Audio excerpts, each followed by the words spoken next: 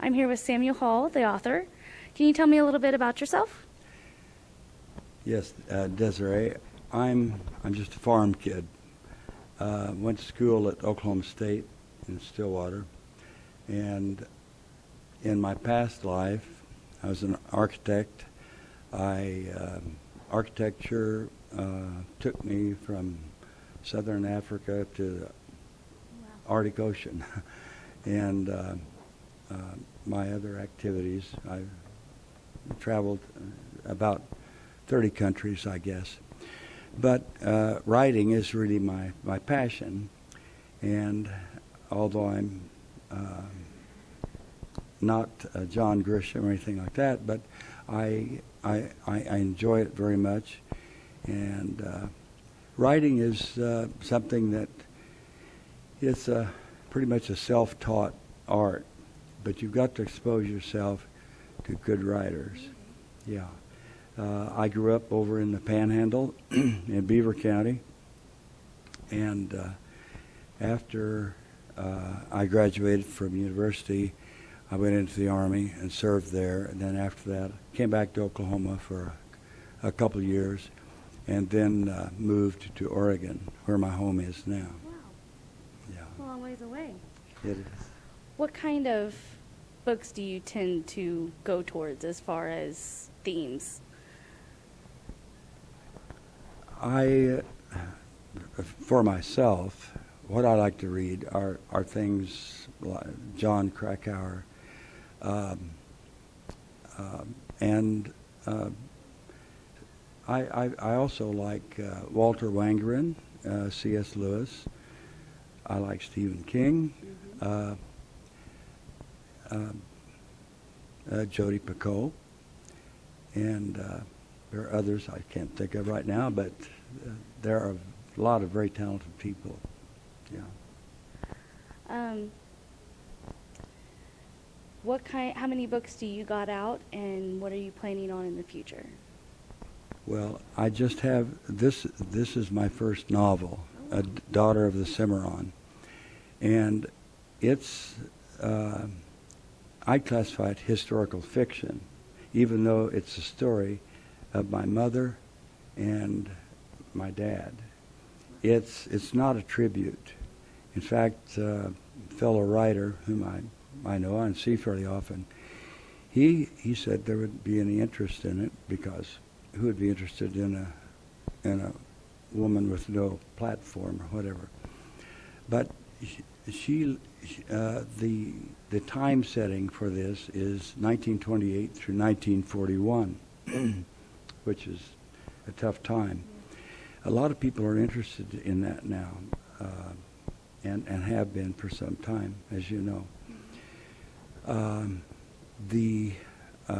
It's pretty much the story of a woman's transformation. Somebody called that period of time, the 20s and early 30s, as the first generation when women could believe they could do anything. They had the right to vote, but still there was a lot of discrimination against them.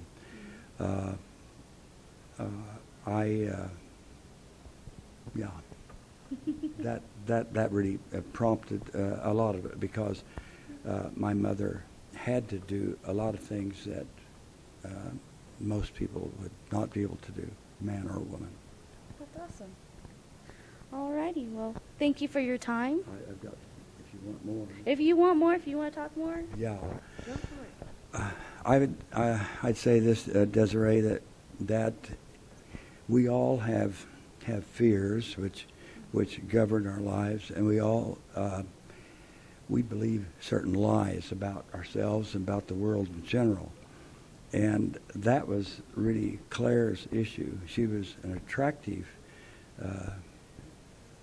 young woman who made what she thought the colossal mistake of her life, which was she married the wrong man.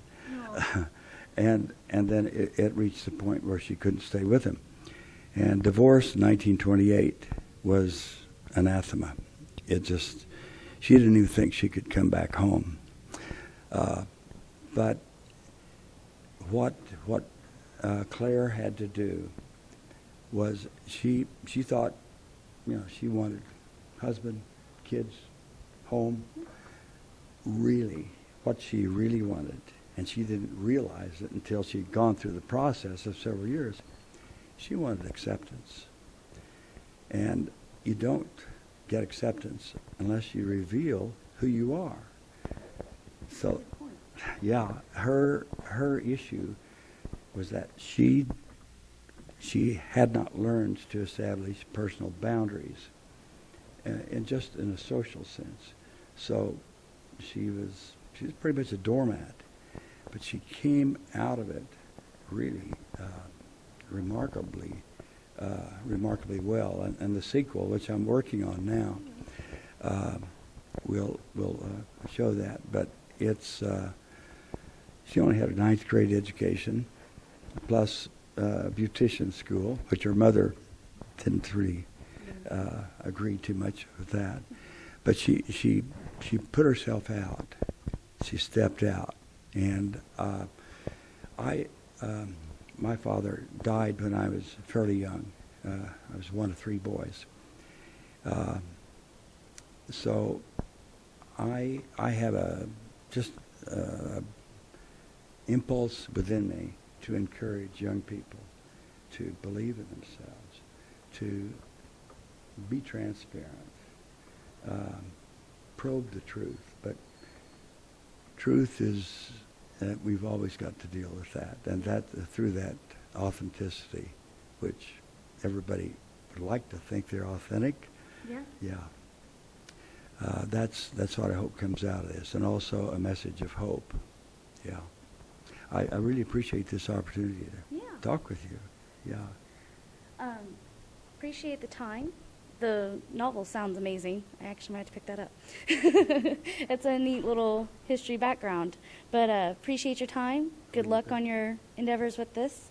I hope it works out and your second one comes out. Good. So.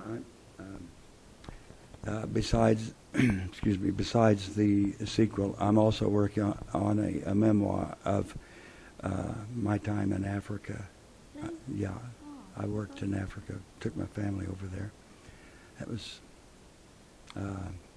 daunting and fun. Yeah. Yeah. All right. Well, thank you for your time. Appreciate it, and good luck. Thank you. Thank you.